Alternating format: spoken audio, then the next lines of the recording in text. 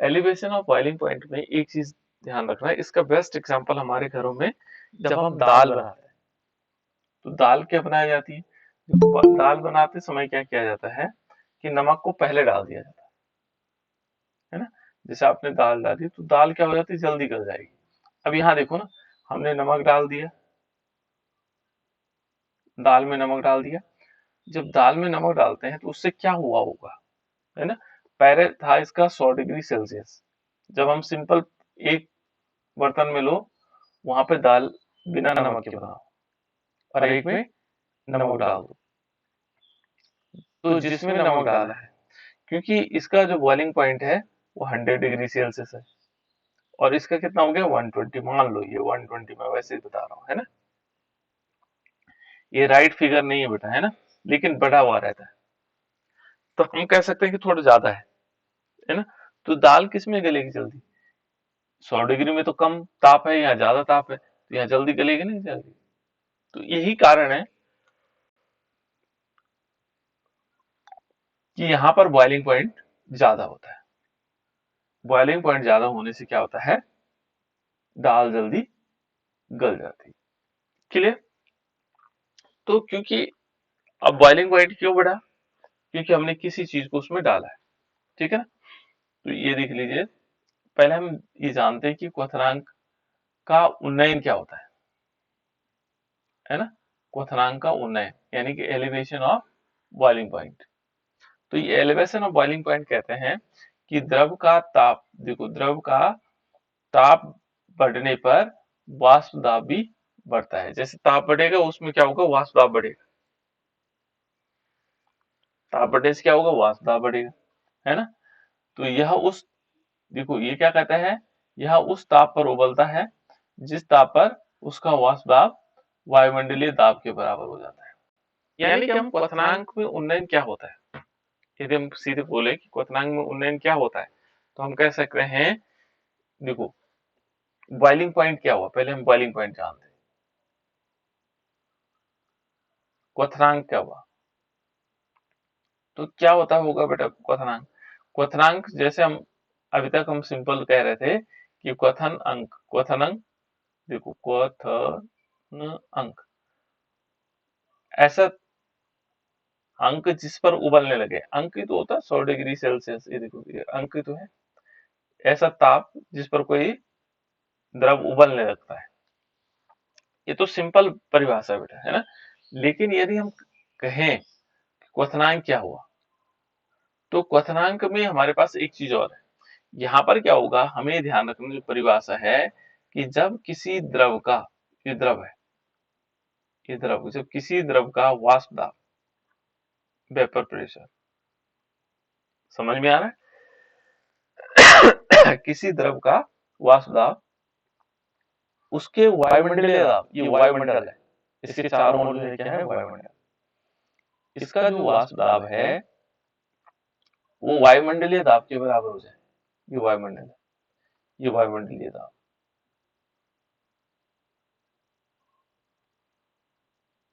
ठीक है ना, ये वायुमंडलीय दाब।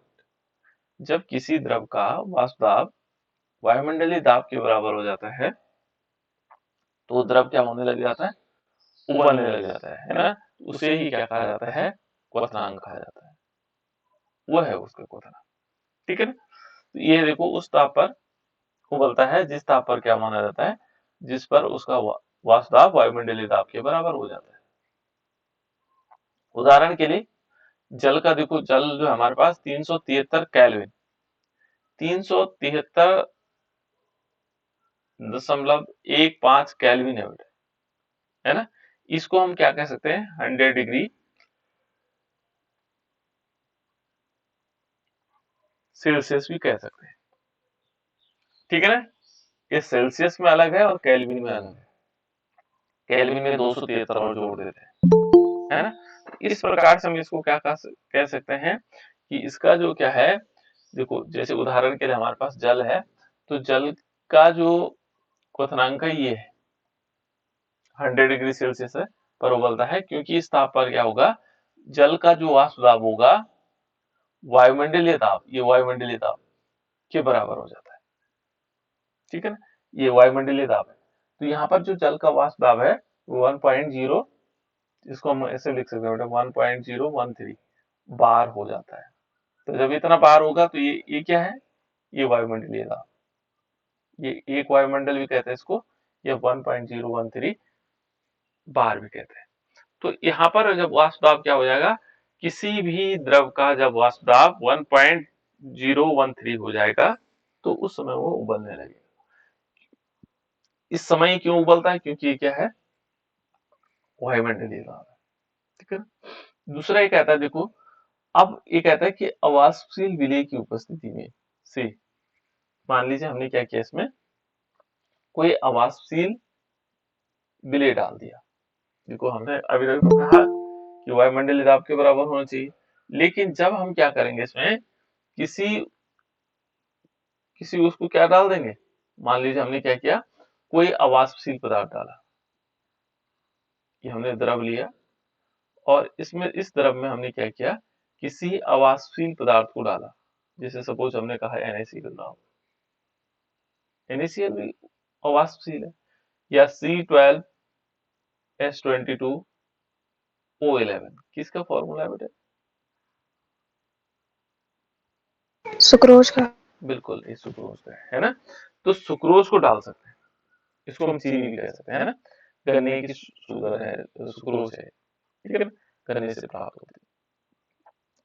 इसको यदि हमने क्या किया, इसमें डाल दिया, दोनों अवाष्पशील पदार्थ है, तो ये कहता है देखो अवाष्पशील विलेय की उपस्थिति से विलाय का जो वाष्प दाब होगा वो क्या होगा, कम हो जाता है, उसका वाष्प दाब क्या होगा, कम हो जाएगा, वाष्प दाब कम होगा, है ना।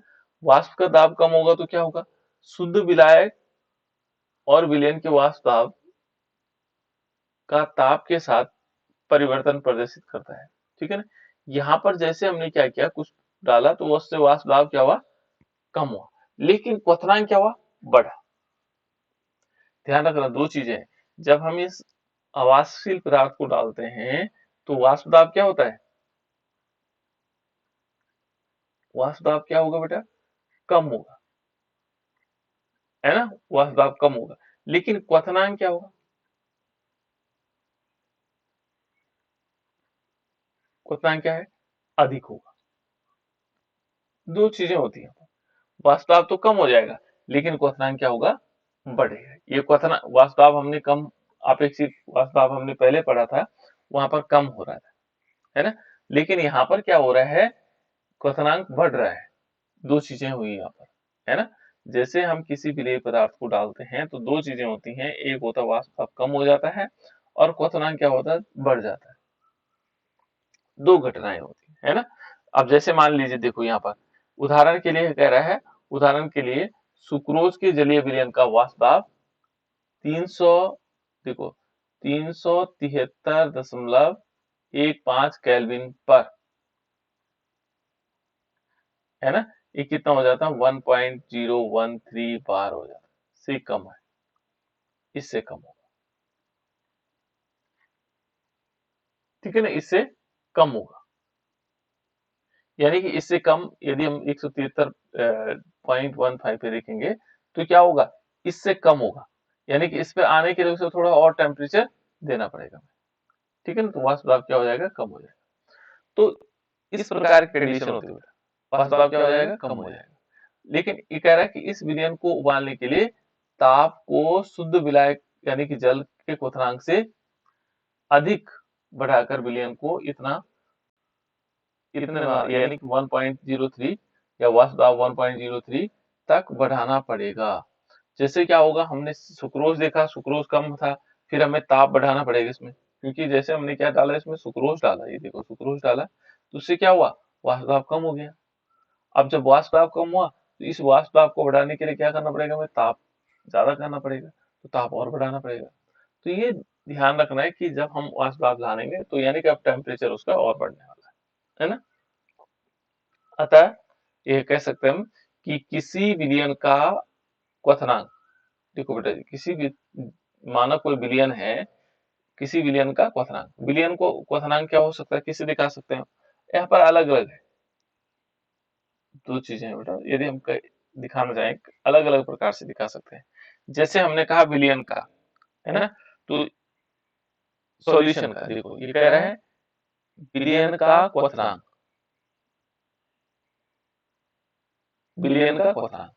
तो विलयन का क्वथनांक हम टी से दिखाते हैं, है ना।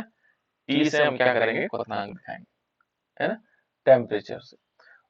कह रहा है शुद्ध विलायक, देखो विलयन का क्वथनांक शुद्ध विलायक जिसमें विलयन बनाया गया हो से के क्वथनांक से हमेशा अधिक होगा। यानी कि जो शुद्ध अवस्था में विलयन है, विलायक है, मान लीजिए एक विलायक हमारे पास, ये विलायक है, इस विलायक का जो क्या है क्वथनांक है, देखो इसका क्वथनांक कम होगा, इसका क्वथनांक क्या होगा, शुद्ध विलायक का कम होगा। लेकिन विलयन का क्या होगा, विलयन का क्वथनांक क्या होगा, क्या होना चाहिए विलयन का क्वथनांक, बताओ बेटा, इसका अधिक होगा। यहां ध्यान रखो, क्वथनांक हमें निकालना है, तो क्वथनांक क्या होगा, जो तो विलयन विलायक होगा शुद्ध अवस्था में, है ना, शुद्ध विलायक का क्वथनांक क्या होगा, कम होगा। माना हमने पानी दिया तो उसका देखा इसका क्वथनांक तो कम हो रहा था, लेकिन जब उसमें हमने क्या मिला दिया, चीनी मिला दी, सुक्रोज मिला दिया, C12H22O11 मिला दिया, सुक्रोज मिला दिया, तो इसका क्वथनांक क्या हो गया, बढ़ गया। इसका क्वथनांक बढ़ा, विलयन का, जब विलयन बन गया ना, क्योंकि इसमें पानी था और साथ साथ में हमने क्या मिला दिया, सुक्रोज मिला दिया, तो ये क्या हो गया बेटा, ये विलयन हो गया। तो यहाँ ये ध्यान रखना कि जो विलयन है उसका क्वथनांक ज्यादा होता है और जो शुद्ध विलायक होता है उसका क्वथनांक कम होता है। तो हम क्या करते हैं, क्वथनांक कैसे, माना इसमें हम निकालना चाहेंगे तो कैसे निकाल पाएंगे, क्वथनांक में कितनी वृद्धि हुई, मान लीजिए क्वथनांक में उन्नयन कितना हुआ, तो क्या करेंगे, ज्यादा में से कम को तो घटाएंगे, तो ज्यादा कौन है, ज्यादा है विलयन के क्वथनांक में से हमें क्या करना पड़ेगा, जो विलायक है उसका क्वथनांक को घटाना पड़ेगा, जो ज्यादा है उसमें से कम तो घटाया जाता है ना। उसके लिए क्या होगा, ये फॉर्मूला है सकते हैं, देखो आप इस टाइप से देखो। अभी कहता है कि देखो वाष्प दाब, वाष्प दाब के अवनमन के समान ही क्वथनांक का उन्नयन भी विलेय के अणुओं की संख्या पर निर्भर करता है, न कि उसकी प्रकृति पर। किस पर निर्भर कर रहा है बेटा, विलेय के अणुओं की संख्या पर। ये ध्यान रखना कि जितने विलेय के अणु ज्यादा होंगे उतना क्वथनांक क्या होगा, और बढ़ेगा। यही तो मतलब हुआ। वाष्प दाब में अवनमन, जैसे अवनमन होता था, जितना हमने वाष्प दाब में अवनमन कहा पहले जो पढ़ा था हमने, है ना, कि जितना क्या होंगे, जितने कण विलेय के होंगे उतना ज्यादा उसमें वाष्प दाब की कमी होगी। अब यहाँ क्या है कि जितने मॉलिक्यूल, जितने हम क्या करेंगे, जितने मोल्स हम उसमें विलेय डालेंगे उतना क्या होगा, उतनी अधिक मात्रा में उसका क्या होगा, क्वथनांक होगा, है ना, क्वथनांक बढ़ता चला जाएगा, जितना ज्यादा तुम क्या करोगे उसमें विलेय डालोगे। तो ये क्या करेगा, क्या किस पे डिपेंड कर रहा है, विलेय के अणुओं की संख्या पर, या विलेय के मोलों पर, है ना, जितने मोल बढ़ाएंगे उतने ज्यादा, उसके नेचर पर नहीं, उसके नेचर से कोई लेना देना नहीं, है ना। अब देखो कितना बढ़ा हम कैसे निकालेंगे, है ना, तो देखो ये हमेशा ध्यान रखना विलेय के अणुओं की संख्या पर निर्भर करता है। अब कैसे होगा वो अभी बताएंगे आपको। देखो ये कहता है कि एक मोल, हमारे पास क्या है, एक मोल सुक्रोज, मान लीजिए हमने क्या लिया, एक मोल लिया, और मोल सुक्रोज लिया C12H22O11, ये सुक्रोज है बेटा, ये क्या है, सुक्रोज है। और कितना लिया हमने, एक मोल, और उसको हमने क्या किया, 1000 ग्राम जल में डाला, जल में डाला। एक चीज परिभाषा याद करो तो, कि जैसे हम एक मोल को 1000 ग्राम जल में डालते हैं तो क्या होता है, क्या कहते हैं उसको, कौन सा टर्म यूज होता है बेटा उसके लिए, कौन सा शब्द यूज होता है, जब हम एक मोल विलेय को हजार हजार ग्राम विलायक में घोलते हैं तो क्या होता है, कौन सी परिभाषा में पढ़ा था हमने इसको, हमने 1 मोल लिया था, 1 मोल हमने क्या लिया था, विलय लिया था, और इसको हमने 1000 ग्राम जल में घोला था। तो क्या क्या कह रहे हैं उसको,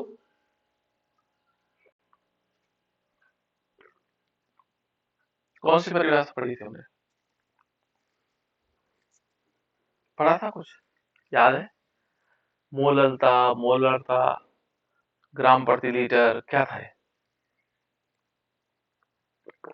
पीपीएम, क्या था बताओ, किसकी परिभाषा थी।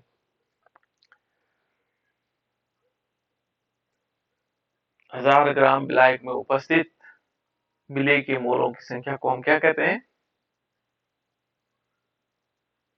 क्या कहते थे बेटा, तो इसका मतलब तैयारी नहीं हो रही, ये मोललता होती है बेटा, ध्यान रखना। क्या होता है, मोललता, उसको कहते हैं मोललता। 1000 ग्राम जब विलायक होता है, विलायक में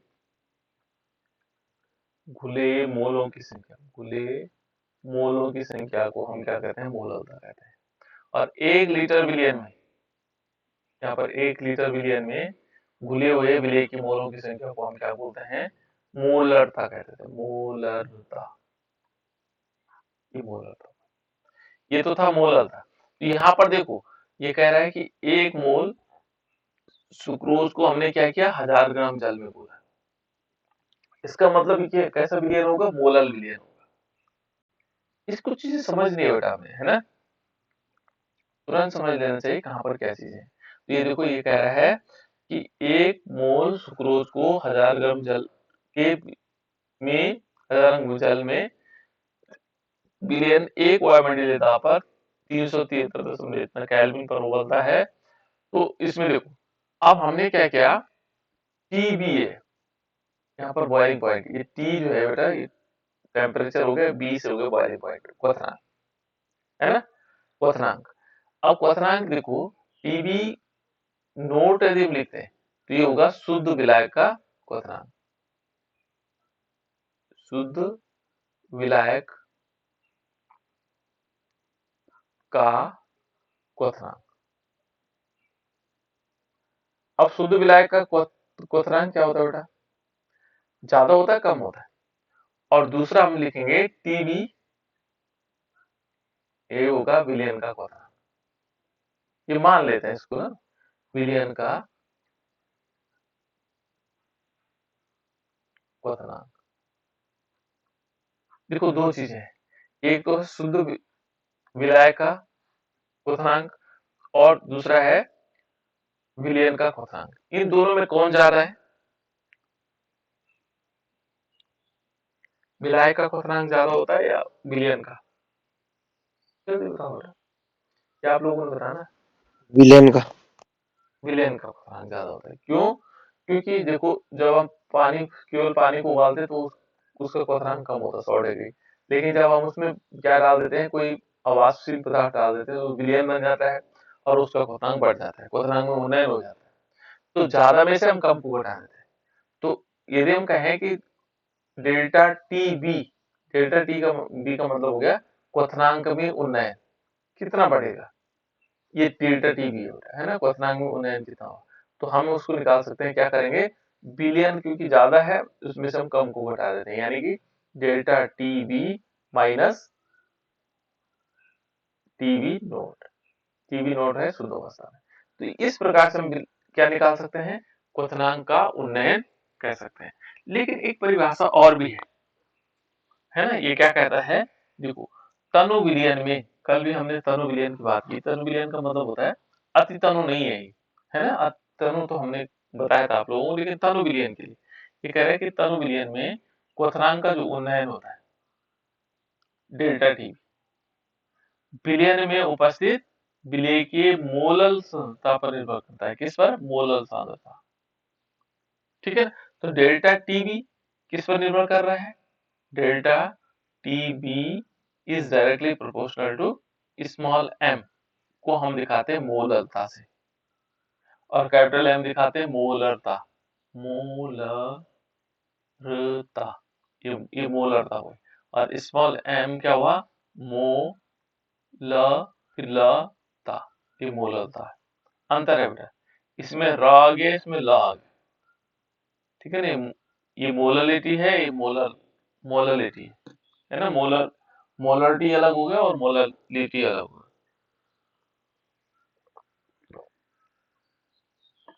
ये कहता है कि भाई ये किस पर डिपेंड करता है, उसकी मोलर सांद्रता पर। मोलर सांद्रता का मतलब हो गया कि 1000 ग्राम विलायक में घुले हुए विलेय के मोलों की संख्या पर, ठीक है ना। तो यदि हम इसको ओपन करते हैं या प्रोपोर्शनल का चिन्ह हटाते हैं, delta T B is equal to क्या आएगा, यहाँ पर आएगा के बी। के बी क्या हुआ, के बी किसे कह सकते हैं बेटा, क्वथनांक का उन्नयन स्थिरांक, ठीक है ना। क्वथनांक उन्नयन स्थिरांक, ये के बी हो गया, है ना, उन्नयन स्थिरांक। और इसको हम एम से दिखा देते हैं ऐसे। ये हमारे पास एक फॉर्मूला आ गया। इसको हम एम को हम तोड़ सकते हैं बेटा। देखो मोललता की परिभाषा क्या है, विलेय के मोलों की संख्या, यहाँ पर ये तो था विलेय के मोलों की संख्या, और बटे में क्या आता था, विलायक का भार केजी में, ऐसे तो आता था विलायक का भार केजी में, ऐसे हमने याद किया था, है ना। तो ग्राम में मात्रा विलेय, ये देखो क्या आएगा, विलेय की ग्राम में मात्रा बटे विलेय का अणुभार, इसको हम ऐसे लिख सकते हैं, है ना। और विलायक का क्या होता था, क्या करते थे, विलायक विलायक देखो 1000 ग्राम है, ठीक है ना, 1000 ग्राम। तो विलायक को क्या करते थे, विलायक को दो पार्ट करते थे। यहाँ पर क्या कर देंगे बताओ, विलायक का भार कैसे निकालेंगे, ये केजी में दिया हुआ। तो यहाँ पर हम लिखते थे विलायक का भार, विलायक का भार किसमें आएगा, mg में। तो इस विलायक का भार को हम दिखा सकते हैं कैपिटल W, है ना, और अपॉन 1000 कर सकते हैं। तो ये हम एक फॉर्मूला बना सकते थे बेटा, delta T V is equal to K B, यहाँ पर मोलर उन्नयन स्थिरांक है, क्वथनांक का मोलर उन्नयन स्थिरांक है। और यहाँ पर देखो इनटू क्या कर लेंगे, small w upon capital M into 1000 upon capital W, ये फॉर्मूला आ सकता है, ये वाला, ठीक है। इस प्रकार से हम इसको समझ सकते हैं। लेकिन यहाँ पर कुछ और भी बता रहा है, देखो ये कह रहा है कि यहाँ पर क्या है, M जो है मोललता है, 1 केजी विलायक में विलीन या घुले हुए विलेय के मोलों की संख्या, ठीक है ना। तथा के बी क्या है, क्वथनांक उन्नयन स्थिरांक या मोलल उन्नयन स्थिरांक भी कहते हैं इसको, है ना। और इसको कहा जाता है इब्लोस्कोपी कांस्टेंट, है ना, इब्लोस कांस्टेंट भी कहते हैं इसको, जिसको हम क्या कहा जाता है बेटा, केबी। केबी इसकी इकाई क्या होती है, देखो इसकी इकाई होती है केल्विन केजी पर मोल, केल्विन केजी पर मोल, ये किसकी है, मोलल उन्नयन स्थिरांक की इकाई है। तो ये छोटे छोटे क्वेश्चन बन सकते हैं इससे, है ना। और ये तो बाकी चीजें वैसे लिखी हुई है ना, ये W1 W2 मान लेंगे तो इस प्रकार से आएगा। तो देखो बेटा जो हमने फॉर्मूला बनाया ये इसी प्रकार से देखो ये बना दिया, मोललता बराबर तो ये है ना। और देखो delta T B is equal to K B into M, इस फॉर्मूले में हम क्या करेंगे, एम का मान रखेंगे, तो ये हमारे पास एक नया फॉर्मूला बन के आएगा, ठीक है ना। देखो हमने क्या किया, अभी तो बनाया था, देखो यदि हम इसमें देखेंगे तो सेम फॉर्मूला हमने बना दी, देखो K B into W upon M into 1000 upon W, है ना। इसने वही किया 1000 अपॉन डब्ल्यू वन, ये डब्ल्यू वन डब्ल्यू टू इन्होंने अलग अलग लिखा हुआ, तो हम लिख सकते हैं उसको, ठीक है ना, W1 W2 लिख सकते हैं, कोई दिक्कत नहीं।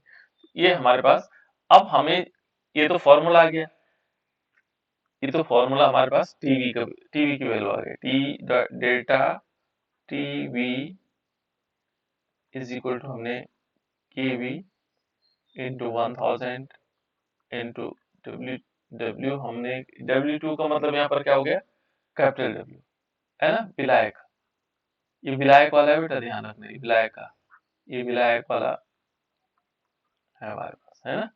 ऊपर जो आएगा और नीचे आएगा, देखो यहाँ पर क्या आएगा, एक तो आएगा स्मॉल w, स्मॉल w का मतलब विलेय का भार, इंटू क्या आएगा, M2 इन्होंने लिखा हुआ, लेकिन हम क्या लिख रहे हैं, हम क्या लिख रहे हैं इसमें, देखो ना हमने क्या लिखा है, देखो हमने क्या लिखा है इसको, M लिखा हुआ, विलेय का अनुभार है ना।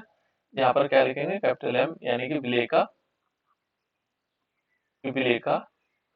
अनुभार है। बस ये याद रखना आपको, ठीक है ना। ये याद रखना है कि कहाँ पर हमने क्या चीजें मानी हुई है। ये किताब वाले अपने अपने हिसाब से चेंज करते रहेंगे, कहीं पर कुछ दिखाई देगा आपको, कहीं पर कुछ दिखाई देगा, लेकिन हमें ये समझना है मूलतः किस प्रकार से आएगा, फिर आप अपने हिसाब से कर सकते हैं। तो ये तो हमने क्या निकाल दिया, डेल्टा टी। लेकिन कहीं कभी क्या होता है कि जो विलेय होता है उसका हमें अणुभार निकालना होता है, तो विलेय का अणुभार ये है ना, तो इसको हम यहाँ ले जा सकते हैं, इसको यहाँ कर सकते हैं। तो यहाँ पर क्या आएगा, जो हम विलेय का अणुभार निकालना चाहें तो m इज इक्वल टू क्या होगा, यहाँ पर आएगा K B into capital W into 1000,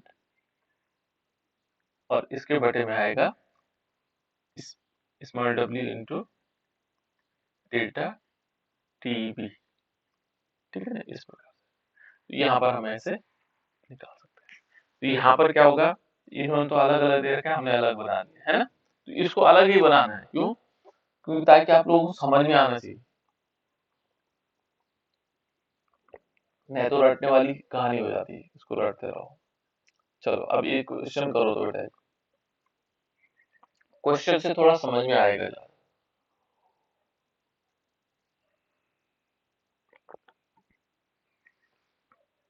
इसको करिए, एक सॉस पैन पात्र में 9 ग्राम ग्लूकोज को 1 केजी जल में घोला गया है।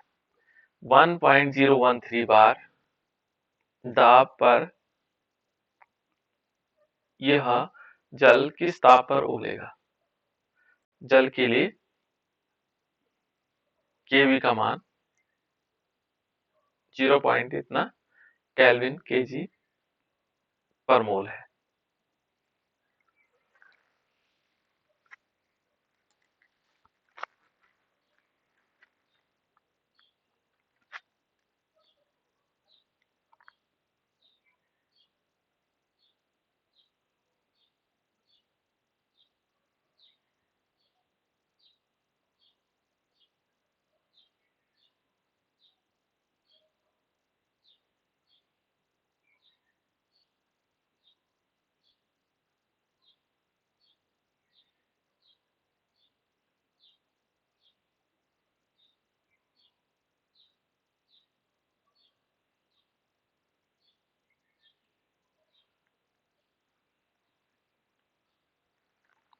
निकालो बेटा, कैसे कैसे आ सकता है, थोड़ा सा दिमाग लगाना, कुछ ज्यादा ये नहीं है उसमें।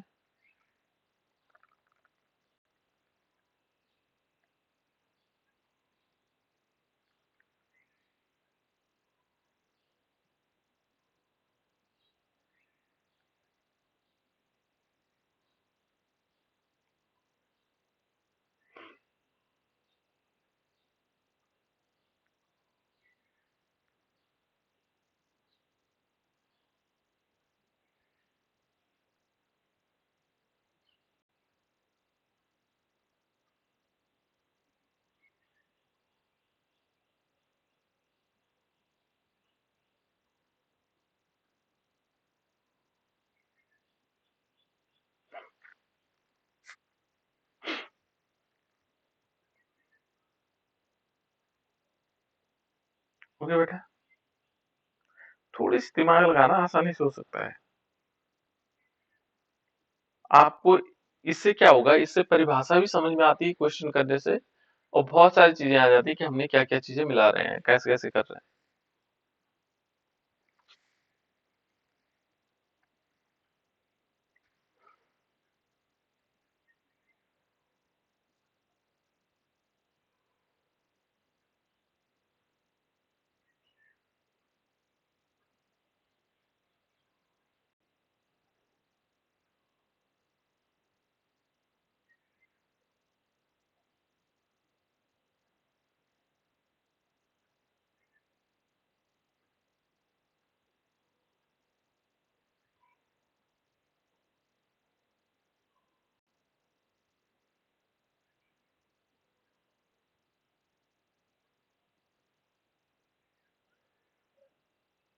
हो गया या मैं बताऊं?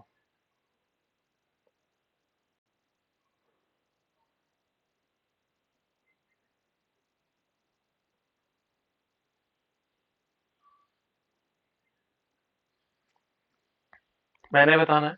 देखो आप परिभाषा के साथ इसको रिलेट करो बेटे। देखो कह रहा है एक सॉस पैन है। सॉस पैन, पैन तो आप लोग जानते हैं। अरे जैसे फ्राई पैन होता है, ठीक है ना, ऐसे पैन है। पैन का मतलब एक पात्र से है ना, एक बर्तन हमारे पास है ना। एक सॉस पैन में 9 ग्राम ग्लूकोज, कितना ग्राम है बेटा इसमें? 9 ग्राम हमने लिया ग्लूकोज, C6H12O6। ये ग्लूकोज है, ये ग्लूकोज है बेटा। कैसे पता लगा ग्लूकोज? ग्लूकोज में और फ्रक्टोज में क्या अंतर होता है? ग्लूकोज और फ्रक्टोज में क्या अंतर होता है?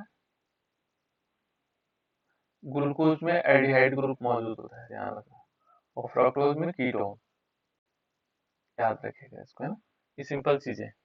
तो देखो एक ग्लूकोज है, ये कहता है देखो एक एक हमारे पास सॉस पैन है और उसमें 9 ग्राम ग्लूकोज को 1 केजी जल में घोला गया। हमने 1 केजी जल लिया, 1 किलो पानी लिया, यहाँ पर 1 केजी, यहाँ पर हम लिख सकते हैं ये जल है। और इसमें कितना डाला? 9 ग्राम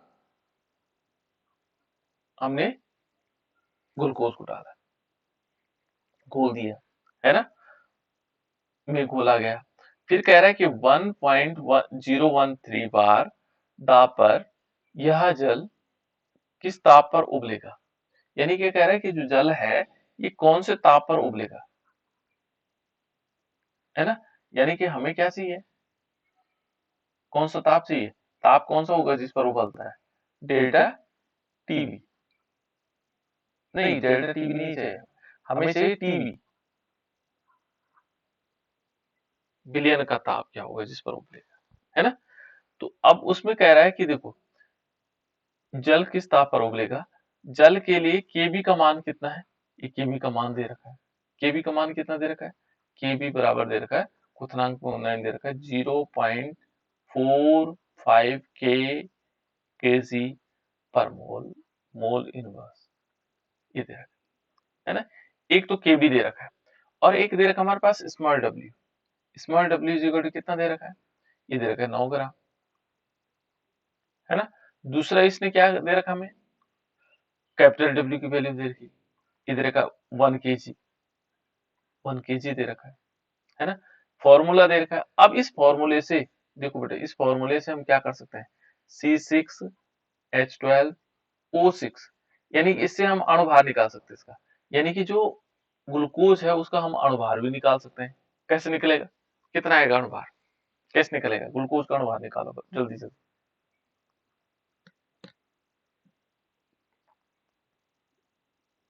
देखो एक कार्बन का अणुभार कितना होता है? यहाँ 6 कार्बन है, एक कार्बन का अणुभार कितना होता है बेटा? 12। 12 वोल्ट, ठीक है ना। तो देखो 12 गुणा के 6, ये कार्बन का हो गया, इस वाले कार्बन का हो गया, C6 हो गया। हाइड्रोजन का कितना होता है? इस 6 हाइड्रोजन, हाइड्रोजन का अणुभार कितना होता है? एक। ये गुणा 1 कर देंगे, 6 हाइड्रोजन थे, 1 गुणा कर देंगे, फिर प्लस ऐसे। फिर 6 इसमें ऑक्सीजन है, तो 6 गुणा ऑक्सीजन कितना होता है? 16। 16। तो 16 ये आ जाएगा ना, 16 गुणा से। अब देखो 12 से 72 प्लस ये हो जाएगा 6 प्लस 16 से 96 हो गया, और टोटल मिलाकर 180 हो रहा शायद, आई थी, है ना। जोड़ के देख लो, है ना। तो यदि ये हो गया 180 के लगभग इसका अणुभार होगा। जोड़ दो फिर भी, कुछ 6 और 6 12 हो गया है, कुछ गड़बड़ हो रहा है। 6 हो गए, 6 12, और ये कितना हो गया? 14, कुछ गड़बड़ हो रहा है। हाइड्रोजन वाला 6 गुणा 1 कर रखा आपने। हाँ तो 6 गुणा 1 6 ही आएगा बेटा, तब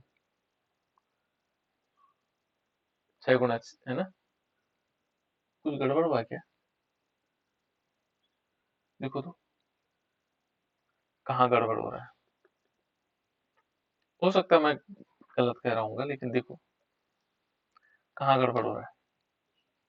गुणा में तो गड़बड़ तो नहीं क्या? 6 चौके 36 और 6 बस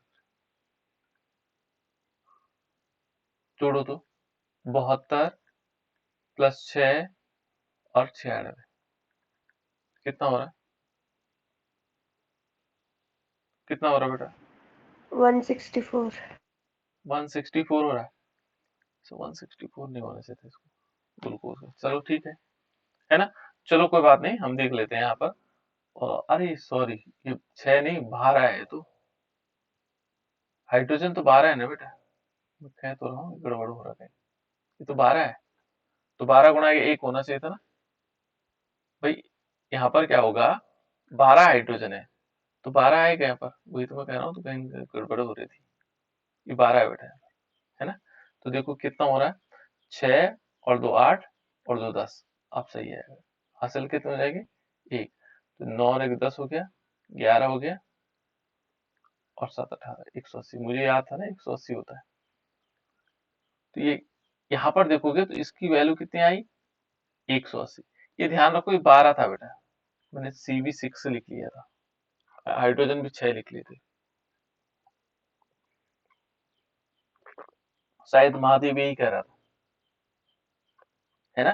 तो अब हमने अणुभार निकाल लिया किसका, ग्लूकोज। तो ग्लूकोज का अणुभार हमारे पास कितना आ गया, 180 आ गया। अब 180 जब हमारे पास ये आ जाएगा, उसके उसके उसके बाद हमें क्या करना है, अब इस वैल्यू को हमें निकालना। अब हमने निकालना क्या है, क्वेश्चन को समझते हैं, इसमें निकालना क्या है। इसमें निकालने के लिए उसने कुछ दिया है हमारे पास, ये सारी चीजें हमें मिल गई। अब आधा से ज्यादा समस्या हमारी कंप्लीट हो गई। देखो अब कह रहा है कि किस ताप पर यह जल उबलेगा। जल की उबलने के लिए पूछ रहा है, बिलियन यानी कि डेल्टा टीवी पूछा हुआ है ना? इसने क्या पूछा, टीवी को पूछा हुआ, किस ताप पर उबलेगा। ठीक है ना? तो हमारे पास फॉर्मूले क्या थे, दो थे। एक तो था, क्या था बेटा, TV is directly proportional to M. एक फॉर्मूला ये था हमारे पास, है ना? और एक था delta TB is equal to, है ना? Delta TB is equal to क्या होता था, कौन सा बिलियन वाला, टीबी माइनस टीबी नोट। हमें मालूम है ये जल का जो होता था वो कम हो रहा था इसमें, है ना? जो बॉइलिंग पॉइंट है कम हो रहा है शुद्ध अवस्था में। तो इस फॉर्मूले से देखो टीबी हमारे पास निकल सकता है, यानी कि TB is equal to KB into M. यहाँ पर एम आएगा, स्मॉल एम। और ये सारे के सारे हमारे पास मौजूद है, केबी मौजूद है, एम के लिए सारी वैल्यू मौजूद है। कैसे, देखो केबी की वैल्यू, केबी हम लिख सकते हैं केबी और इंटू, यहाँ पर गुणा का चिन्ह लगा देते हैं। और एम का मान क्या होता है, विलेय की ग्राम में मात्रा है, स्मॉल डब्ल्यू, अपॉन विलेय का अणुभार, ये भी हो गया। और बटे में क्या करते थे, इसके विलेय का भार किस में आएगा, ग्राम में आएगा। तो ग्राम स्मॉल डब्ल्यू कर देते थे, है ना?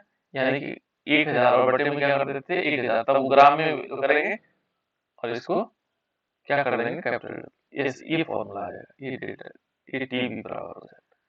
अब इन वैल्यू को हम रख लेंगे तो आसानी से हो जाता है। टीवी इज इक्वल टू क्या होगा, टीवी इज इक्वल टू केवी की वैल्यू कितनी है, 0.45 इंटू स्मॉल डब्ल्यू की वैल्यू कितनी है, 9 ग्राम, इंटू 1000 हो जाएगा। अपॉन में क्या कर देंगे, अपॉन में हमारे पास क्या आएगा, एम हो गया, 180 हो गया, है ना? इसके बाद डब्ल्यू की वैल्यू देखो, कैपिटल डब्ल्यू, यहाँ पर 1 kg को, 1 kg है ना हमारे पास, मिली की ग्राम में मात्रा, है ना? तो कितना आएगा, ग्राम में मात्रा कितनी होगी, 1 kg है ना? ये देखो इसमें इसका कितना दे रखा है, हमने इसको केजी में कन्वर्ट किया, ग्राम में मात्रा बटे 1000, ठीक है ना? तो 1 kg को हमने 1000, तो 1000 बटे 1000 हो जाएगा, तो 1000 ग्राम इससे कैंसिल हो जाएगा। फिर क्या बचा बेटा हमारे पास, ये देखो 9 दूनी 18, 18 हो गया। तो 20 में हम क्या करेंगे, यानी कि 0.45 में हम 20 का भाग और दे देंगे, है ना? 20 का भाग देंगे।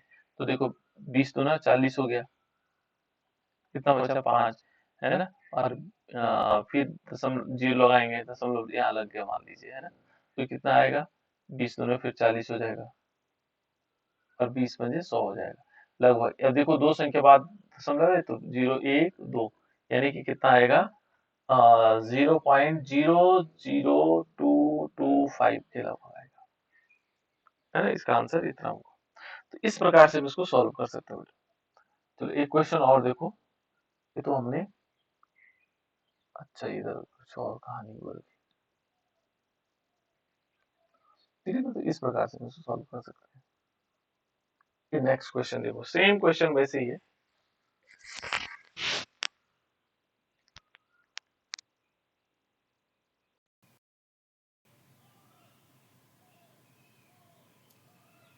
इसको हम ऐसे भी सॉल्व कर सकते हैं। देखो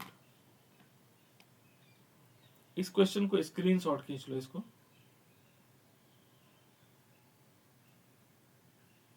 एक दो क्वेश्चन के स्क्रीनशॉट। तो ये चीज समझ में आए बेटा कैसे कैसे हो गया। एक इसका स्क्रीनशॉट खींचो, एक दूसरा वाला भी, है ना, इसका भी खींच लीजिए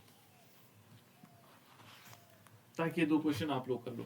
तो ये हमने कंप्लीट कर लिए